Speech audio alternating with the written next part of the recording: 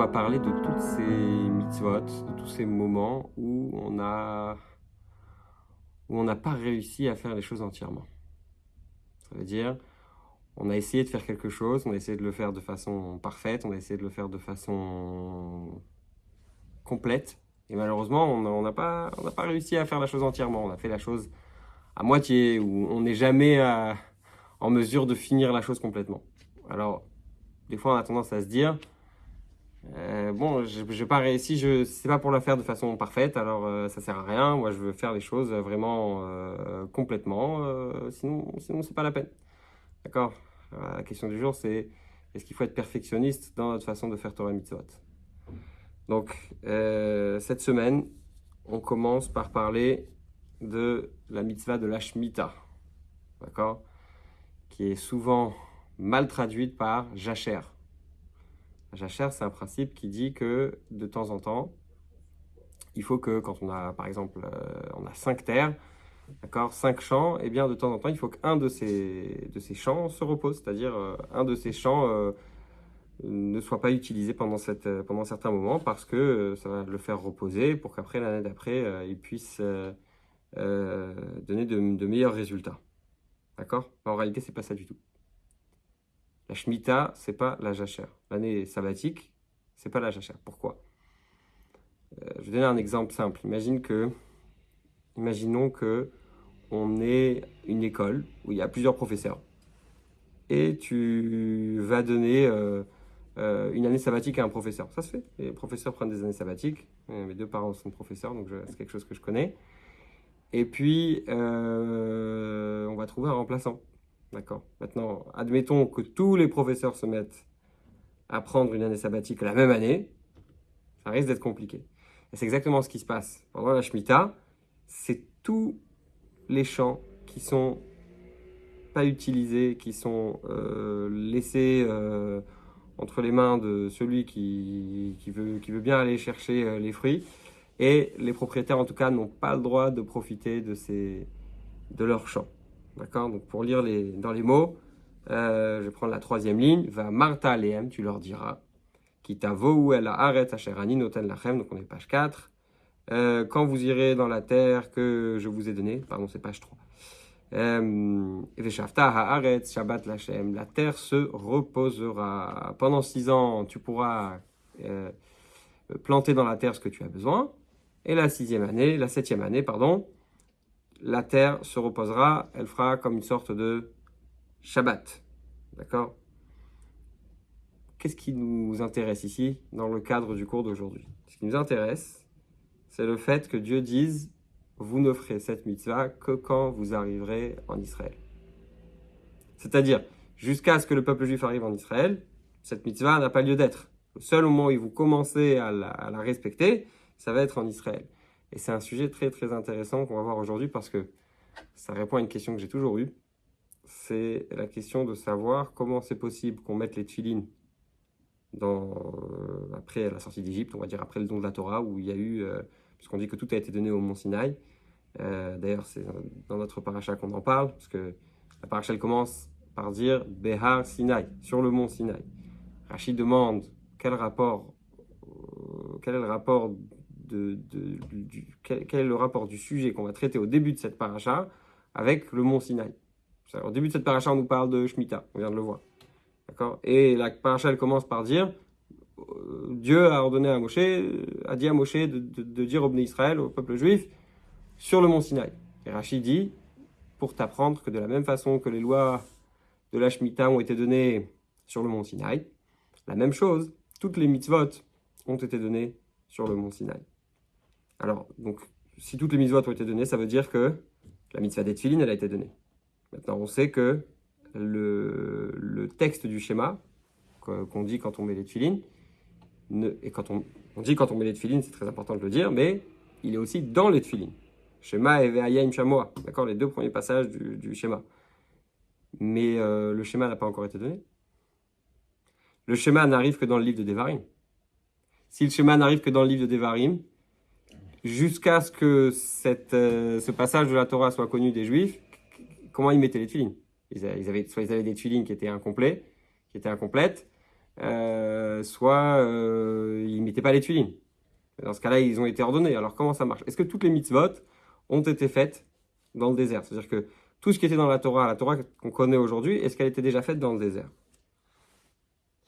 Donc, on le voit par rapport à la mitzvah des tefilines. Donc on est, encore une fois, page 3. Est-ce que les Juifs ont mis les tefilines? Puisque, comme j'ai dit, il n'y avait pas a priori tous les textes nécessaires pour les tefilines. Alors il y en a qui disent, dans le désert, les Juifs n'ont pas mis les tefilines. Mais c'est pas possible de dire une chose pareille. Pourquoi? Parce qu'il y a un midrash qui dit que la paracha des tzitzit a été mise à côté. La paracha des tzitzit, ça veut dire le passage dans la Torah qui parle de l'importance de mettre les tzitzit, enfin le Vayomer, le 3e paragraphe du schéma. Eh bien, il a été mis à côté de l'épisode du Mekoshesh Etzim. Qui est le Mekoshesh Etzim? C'est un homme qui a transgressé le Shabbat et qui était le premier. Dans la Torah, on nous parle de ça, on nous dit qu'on ne savait pas quoi faire avec lui, etc. Et pourquoi est-ce qu'on a mis l'histoire de cet homme qui avait transgressé le Shabbat à côté de la mitzvah des tzitzit pour nous apprendre que les Juifs mettaient les tefilines dans le désert. D'accord? On peut le voir ici. Midrash Eliyahu Rabbah, Vayu bnei Israël bamidbar, vayimtseu ish mekosh hashetim beyom hashabbat. Donc les Juifs étaient dans le désert, ils ont trouvé un homme qui ramassait du bois le jour du Shabbat. Dieu a dit à Moshe, pourquoi est-ce qu'il a transgressé le Shabbat? Très intéressant, parce que j'ai dit, on a mis la paracha des tzitzit à côté de Mekosh Hashetim pour qu'on sache qu'on est les tefilines. Et quel rapport entre les deux? Alors, on va voir tout de suite. Quand cet homme il a transgressé le Shabbat, Dieu a dit à Moshe, c'est quoi son problème? Il a vu le don de la Torah, la sortie d'Égypte, la traversée de la mer Rouge, la manne qui tombe du ciel. Je veux dire, il y a tous les paramètres qu'on a besoin pour pouvoir faire Torah Mitzvot comme il faut. Qu'est-ce qui se passe avec cet homme qui veut transgresser le Shabbat alors qu'il a tout ce qu'il faut pour ne pas le faire, pour être à l'aise et pour vivre son judaïsme de façon épanouie, vivre sa relation avec Dieu de la meilleure manière qui soit? Qu'est-ce qu'ils disent les gens aujourd'hui quand ils font pas Torah Mitzvot? Quand les gens ils veulent pas respecter, quand les gens ils veulent pas avoir de judaïsme dans leur vie, ils te disent bon, le jour où Dieu il me fera un miracle, on en reparlera. D'accord? Et qu'est-ce qui s'est passé avec cet homme? Qu'est-ce qui se passe? Qu'est-ce qui n'allait pas dans sa vie? Alors Moshe, il a répondu à Dieu, regarde, je sais pas. Moshe, Dieu répond à Moshe, je vais te dire moi c'est quoi la réponse. En fait, tous les jours de la semaine, les Juifs ont des téphilines sur la tête. Et le fait de mettre les téphilines sur la tête, ça met un rappel quotidien qu'il y a un Dieu sur terre et que ce Dieu il a demandé de faire certaines choses. Et le problème c'est quoi? C'est que le Shabbat on ne met pas les téphilines. Donc Dieu a dit à Moshe, tu sais quoi? Trouve-leur une mitzvah, fais-leur une mitzvah qu'ils vont pouvoir faire en semaine, le Shabbat et les fêtes. C'est la mitzvah des tzitzit qu'on voit après. C'est pour ça que le fait d'avoir juxtaposé ces deux histoires, le fait de mettre les tzitzit et le fait de cet homme qui avait transgressé le Shabbat, sont liés l'une avec l'autre. Donc c'est clair que les Juifs mettaient les tefilines dans le désert, puisqu'on a un midrash qui nous le dit. Alors comment est-ce qu'ils mettaient les tefilines s'il leur manquait deux parties?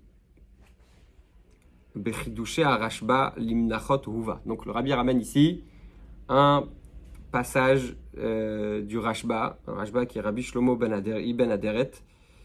Il a écrit que, étant donné que en fait, il y a 4 parachiotes, il y a 4 passages de la Torah dans les tefilines. Il y a les fondements du peuple juif, l'unité de Dieu, la sortie d'Égypte, d'accord?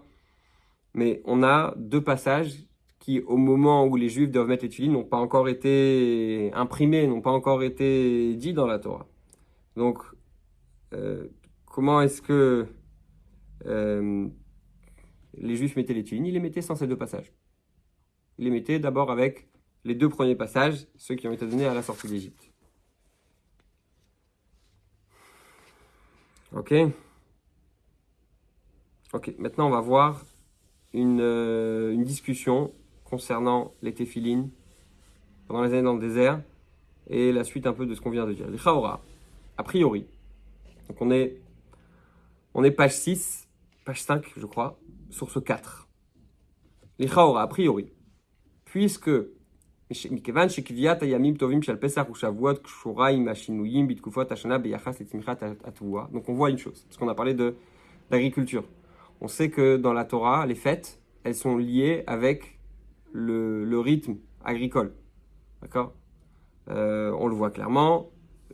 Quand on parle de la fête de Pessah, eh bien, on nous dit que c'est une fête qui aura lieu au printemps. D'accord? C'est-à-dire c'est une fête où on commence à avoir de la récolte dans les granges. Chag HaKatir, c'est la fête de la moisson, la fête de Shavuot. Ensuite, on a la fête de Sukkot, qui est la fête la plus joyeuse de l'année. Pourquoi c'est la fête la plus joyeuse de l'année? Pourquoi les Juifs ont décidé de se réjouir? Parce que c'est la fête où toute la récolte était dans les granges. Toute la récolte était stockée. Et là, on est tranquille, on sait qu'on va pouvoir vivre une bonne année tranquillement. Et c'est clairement la raison pour laquelle la fête de Sukkot, c'est la fête la plus joyeuse de l'année. Donc, toutes les fêtes servent, entre autres, à remercier Dieu de toutes ses bénédictions et du fait de pouvoir vivre et du fait que Dieu nous nourrit, etc. Eh bien, a priori, on peut penser que puisque dans le désert, il n'y avait pas de rythme agricole, puisque ni planter, la nourriture tombait du ciel, ils n'avaient pas besoin de faire tout ça. Alors, comment ça se passait dans le désert? Est-ce que dans le désert, les Juifs faisaient Sukkot? D'accord? C'est quoi l'idée de Sukkot? On doit se rappeler quand on est dans la Soukha, la raison pour laquelle on fait une Soukha, c'est parce que Dieu, il nous a fait sortir d'Égypte. Et quand il nous a fait sortir d'Égypte, dans le désert, il nous a fait voyager dans des colonnes de nuée. Et ces colonnes de nuée, c'est un peu comme une soukha, une sorte de cabane qui protège. Eh bien, on va faire la soukha en souvenir des colonnes de nuée. Mais quand les Juifs sont dans le désert et qu'ils se trouvent dans ces colonnes de nuée, comment est-ce que tu peux dire que les Juifs sont en train de se rappeler de quelque chose qu'ils sont en train de faire maintenant? D'accord? Donc les 39 ans où les Juifs étaient dans le désert, ils n'allaient pas faire des Sukkot pour se rappeler de quelque chose qui est maintenant. Non, tu te rappelles de quelque chose une fois que c'est fini. Et d'après la halacha, ils ne pouvaient pas faire de Soukha à l'intérieur des colonnes de nuée. Pourquoi? Parce que c'est une Soukha dans une Soukha. Tu sais, si tu fais une Soukha dans une autre Soukha, c'est pas kasher. Donc, qu'est-ce qu'ils faisaient? Ils allaient sortir des Hanané Akavot, sortir des colonnes de nuée pour aller faire une soukha en dehors des colonnes de nuée? C'est pas très logique. C'est pas très logique toute cette idée. Alors, pour continuer sur la question, on va parler un petit peu d'autres mitzvot. D'accord? De manière générale, on voit dans la partie B, page 7, je crois, source 5, il y a un passouk dans la Torah qui nous dit Vezot ha-mitzvah ha-chukim va-mishpatim. Voici la mitzvah, les décrets, les lois compréhensibles que Dieu nous a ordonnées pour nous enseigner de les faire dans la terre dans laquelle vous allez vous installer. D'accord? Qu'est-ce qu'il y a écrit dans la Torah? C'est écrit que la mitzvah des bikurim, c'est quoi les bikurim? C'est les prémices. Les prémices, c'est les prémices des 5 fruits. Il y a les 7 fruits d'Israël, d'accord? Les 7 fruits avec lesquels la terre d'Israël a été bénie. Mais dans ces 7 fruits, il y en a 2 qui ne sont pas des fruits. C'est des céréales. Quand il y a le blé et l'orge, après il y a la date, la figue, le raisin, la grenade et l'olive. Et ces 5 fruits-là, les premiers fruits qui sortaient qui étaient beaux, on devait en prendre quelques-uns, les amener dans le temple au Beth Amikdash, donc à Jérusalem, et ensuite les offrir à Dieu. Et en réalité, on peut faire cette mitzvah que quand on habite en Israël. On ne peut pas faire cette mitzvah quand on est en France. La même chose, tout à l'heure, on a parlé de la Shemitah. Ce sont des mitzvot qu'on ne peut pas faire quand on est en Israël. On ne peut pas les faire quand on est en dehors d'Israël, il faut les faire absolument en Israël. Ou be'emet kanu gam bechol la mitzvot. Et c'est le cas en réalité de toutes les mitzvot. Pas seulement des mitzvot qui dépendent de la terre, mais des mitzvot qui ne dépendent pas de la terre, que leur aspect essentiel, c'est quand on le fait en Israël. C'est quand on le fait en Terre Sainte. Donc ça veut dire que, en réalité, la façon ultime, la façon normale quelque part de faire Torah Mitzvot, c'est quand on le fait en Israël. Alors dans ce cas-là, pourquoi la Torah elle était donnée dans le désert? Si l'essentiel de Torah et Mitzvot, ça dépend de la terre d'Israël, de la terre sainte, alors pourquoi la Torah a été donnée dans le désert? C'est une chose bizarre, a priori. Donc, pourquoi la Torah a été donnée dans le désert? Parce que il fallait que ce soit accessible à chacun. C'est-à-dire que si Dieu avait donné la Torah dans une ville, si on veut s'installer quelque part, d'accord, même au marché, quand on veut dire que quelque chose est FKR, qu'une chose, chacun peut faire ce qu'il veut à l'intérieur, eh bien, on va dire, c'est un marché ici, d'accord? Mais même le marché, si tu veux t'installer quelque part, il faut payer ta place. Il faut la réserver, il faut faire un document, etc. Pourquoi Dieu a donné la Torah dans le désert? Parce qu'il a voulu faire en sorte que toute personne qui veut avoir accès à la Torah puisse y avoir accès. Ça ne veut pas dire qu'il peut en faire ce qu'il veut, d'accord? Mais à partir du moment où on est dans le désert, on montre quelque part, le désert il appartient à personne. Bon, aujourd'hui ça a changé déjà. En tout cas à l'époque, ça a changé dans le sens où il y a des pays qui se disputent sur des endroits dans le désert parce qu'on a découvert que dans le désert il peut y avoir du pétrole, etc. Mais ça ne change pas que le fait de s'installer dans le désert, en général, dans tous les déserts aujourd'hui, si on veut mettre une tente et s'installer et vivre là-bas, il n'y a personne qui va venir te voir pour te dire il faut que tu t'en ailles. Donc c'est la même chose. La Torah a été donnée à chacun et celui qui veut venir s'emparer de la Torah, il a le droit. Encore une fois, ça ne lui donne pas le droit et la légitimité de changer ce qui est écrit dans la Torah, mais il a la possibilité de s'en emparer. Et ça, on le voit aussi dans le Korban Pessah et la Brit Mila. D'accord? C'est les deux mitzvot qui sont le plus gardés par le peuple juif. Le soir du Seder, même les juifs qui sont très très éloignés, qui sont traditionnalistes light, je ne sais pas comment appeler ça, les juifs qui ne sont pas pratiquants pour différentes raisons, eh bien ils vont faire quand même le soir du Seder et la Brit Mila. D'accord? Qu'est-ce qu'on voit par rapport à ces mitzvot-là?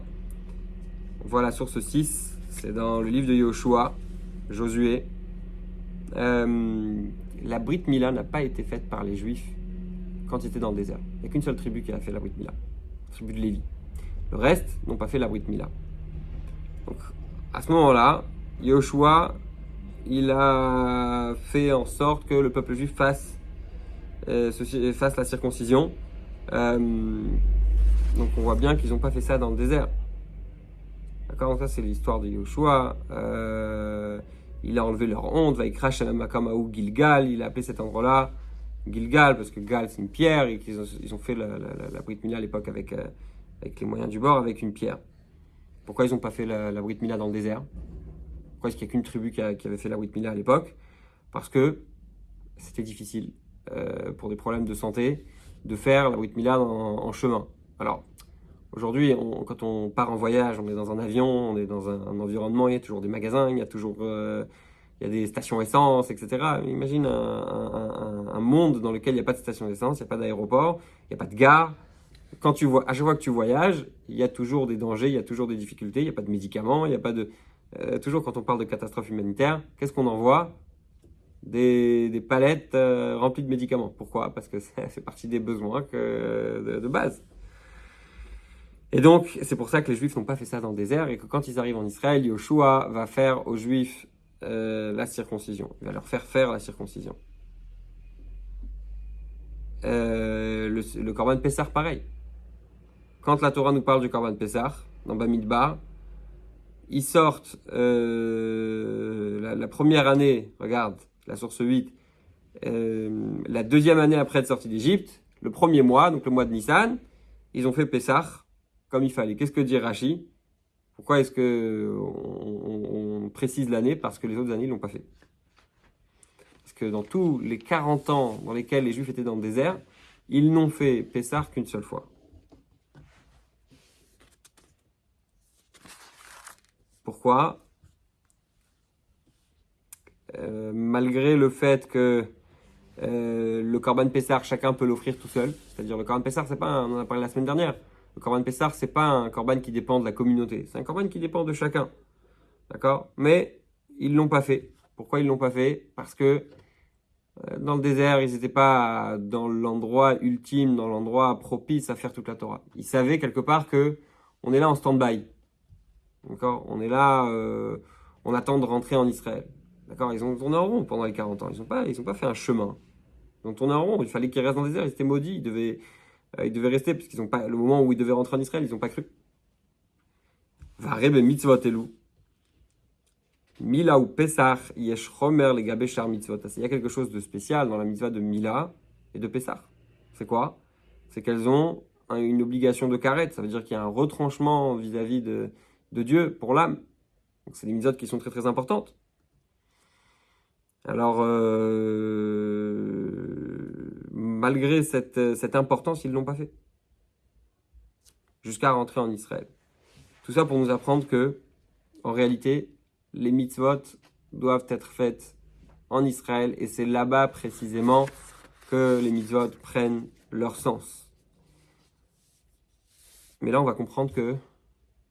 Parce que c'est quoi la question qui est cachée?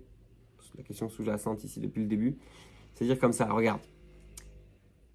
A priori, qu'est-ce qu'ils ont fait les Juifs? Ils ont vu que les mitzvot doivent être faites en Israël. Donc ils ont dit, ça vaut pas le coup de se fatiguer pour faire quelque chose à moitié. Mais nous aussi, des fois, on se dit ça. Bon, si je peux pas faire la chose entièrement, si je peux pas faire la chose complètement, si je peux pas faire la chose de la belle façon, là, quand je dis la chose, c'est-à-dire la mitzvah, alors ça sert à rien. Alors, en réalité, ce qu'il faut comprendre, c'est que même aujourd'hui, on est dans la même situation. Même aujourd'hui, on attend Mashiach. Et c'est que quand Mashiach arrivera qu'on va pouvoir faire les mitzvot de la meilleure façon qui soit. Veine, Shem Sheba Midbar, Kodem Aknisa La'aretz, Lo Haya Ikar Ha'inyan Shel Kiyum HaMitzvot. La même chose que dans le désert. Eh bien, avant de rentrer je suis parti C. C'était pas l'essentiel, c'était pas de le faire dans le désert, mais en Israël. Kanhuga Benoga Lizman HaGalut. C'est aussi le cas du temps de la Galoute, comme c'est connu que l'accomplissement des mitzvot dans le temps de la Galoute, c'est pas l'essentiel. C'est juste Tziyunim. Ce sont des signes, ce sont des symboles. Comme c'est écrit à Tzivilar Tziyunim. Et pourquoi on le fait? Ce sont que des signes pour s'entraîner. Pour faire en sorte que quand Mashiach arrive, eh bien, on n'oublie pas tout. On soit vraiment prêt. Il y a une parabole qui est amenée dans la source 10 d'un homme qui renvoie sa femme et qui lui dit retourne chez ton père. D'accord? Et il lui dit écoute, quand tu vas chez ton père, prends tes bijoux et continue à les mettre. Comme ça, tu perds pas l'habitude. En fait, il y a quelqu'un qui s'est disputé avec sa femme. Bon, aujourd'hui, c'est le contraire. Quand on se dispute avec sa femme, c'est la femme qui met dehors. Mais à l'époque, c'était différent. Et donc, il lui a dit, t'inquiète pas, quand tu pars, prends tes bijoux, comme ça, tu perds pas l'habitude, et comme ça, quand tu reviendras, eh bien, tu pourras les mettre. Source 11. Ça, c'est le sens de ce que le Sifri dit par rapport au mitzvot pendant le temps de l'exil. Bien que... Qu'est-ce qu'il dit le bon Dieu? Il dit, regardez, je vais vous mettre en exil. D'accord? Mais vous allez continuer à faire les mitzvot. Pourquoi? Pour vous habituer. C'est vrai que quand Mashiach arrivera, c'est là qu'on fera les mitzvot de la meilleure façon. En fait, qu'est-ce que ça veut dire? Qu'est-ce qu'on doit tirer de tout ça? Bien qu'on sache que les mitzvot qu'on fait aujourd'hui ne sont pas complètes, on doit bien se rappeler que le fait que ce soit une préparation, c'est déjà quelque chose d'énorme. Qu'est-ce que ça veut dire le fait que c'est une préparation, c'est déjà quelque chose d'énorme? Je répète souvent que d'où on sait que le mariage, c'est le plus important, c'est le jour le plus important de notre vie. Pourquoi est-ce que le mariage, c'est le jour le plus important de notre vie? Parce que c'est le jour qu'on aura le plus préparé dans notre vie. Émotionnellement, financièrement, enfin, en principe, après, des fois les gens, ils gagnent plus d'argent après, ils vont faire leur anniversaire de 40 ans de mariage peut-être, pourquoi pas. Bon, en tout cas, l'idée, c'est simple, elle est simple, c'est que plus tu prépares quelque chose, et plus le résultat va être énorme. Donc, tu ne dois pas te dire, ah, parce que c'est pas complet, parce que c'est pas entier, parce que c'est pas parfait, alors ça veut dire que je vais pas faire la chose comme il faut. Donc, même quand on est dans notre situation aujourd'hui, on doit continuer à faire malgré les difficultés, malgré le fait que c'est pas complet.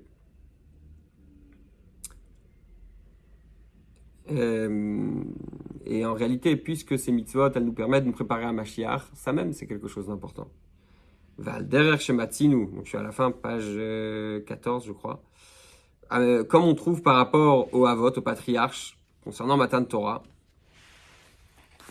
les patriarches, tout ce qu'ils faisaient, c'était fait de façon à se préparer. Ça veut dire qu'on dit toujours cette phrase, quand on dit les parachutes de Bereshit, que Maaseh Avot, Siman Labani, que les actions des pères, ce sont des signes pour les enfants. Donc si les Avot, ils avaient réfléchi en se disant, tiens, je ne vais pas me casser la tête à faire Torah Mitzvot comme il faut, pourquoi? Parce que c'est juste une préparation pour mes enfants, on n'aurait pas eu les Mitzvot aujourd'hui. Donc il ne faut pas regarder seulement le résultat immédiat, le fait que les mitzvot sont quelque part juste une préparation à l'avenir du Mashiach, mais il faut regarder sur le long terme. Et en réalité, j'ai envie de dire, c'est un peu la différence générale qu'il y a entre la Torah et le matériel, ça veut dire entre les sujets futiles de ce monde. La Torah, c'est toujours un investissement sur le long terme. La Torah, c'est toujours un résultat qui ne vient pas tout de suite. Alors que le Yetzer Hara, le mauvais penchant, il vient nous donner du cash. Tu veux kiffer, tu veux prendre du plaisir, c'est tout de suite. C'est tout de suite, c'est maintenant. La Torah te dit un peu de retenue, un peu de patience, un peu d'effort. Et t'inquiète pas, le résultat, tu vas le voir, il sera beaucoup plus grand. Mais tu vas attendre 1 an, ou tu vas attendre 10 ans, ou tu vas attendre 30 ans. Pourquoi 30 ans? Parce que quand tu vas te rendre compte que l'éducation que tu as donnée à ton enfant il y a 30 ans et que tu vas voir que ton fils, ça fait 10 ans qu'il est marié et que, alors que tous ses amis ont divorcé, il est resté marié. Je vais dire, ça, c'est les valeurs que je lui ai données il y a 30 ans quand j'étais dans son lit avant de dormir, que je lui racontais des histoires de tzadikim et que je lui ai expliqué l'importance de la vie de famille et l'importance de etc., etc. Donc, des fois, on va attendre 30 ans avant de voir le résultat de quelque chose. Mais ça ne veut pas dire que la chose est moins importante. C'est pas parce que c'est pas parfait, c'est pas parce qu'on voit pas tout de suite les résultats que ça veut pas dire que c'est pas important. Quand on fait Torah et Mitzvot, on doit garder en tête que on agit pour maintenant. On agit on n'agit pas pour maintenant. Quand on fait Torah et Mitzvot, on doit garder en tête qu'on agit pour plus tard. On agit pour dans 10 ans, dans 20 ans, dans 30 ans, qui sait, peut-être dans 100 ans. On verra le résultat. Mais comme on sait que c'est le chemin droit et que c'est ce que Dieu a voulu quand il a envoyé nos âmes sur terre, on est prêt à faire l'effort. On est prêt à se donner. Ah, j'ai trébuché à droite, j'ai trébuché à gauche, pas de souci, c'est pas grave. Il faut bien toujours garder à l'esprit cette phrase. Mon beau-père, il l'a dit souvent, le mieux est l'ennemi du bien.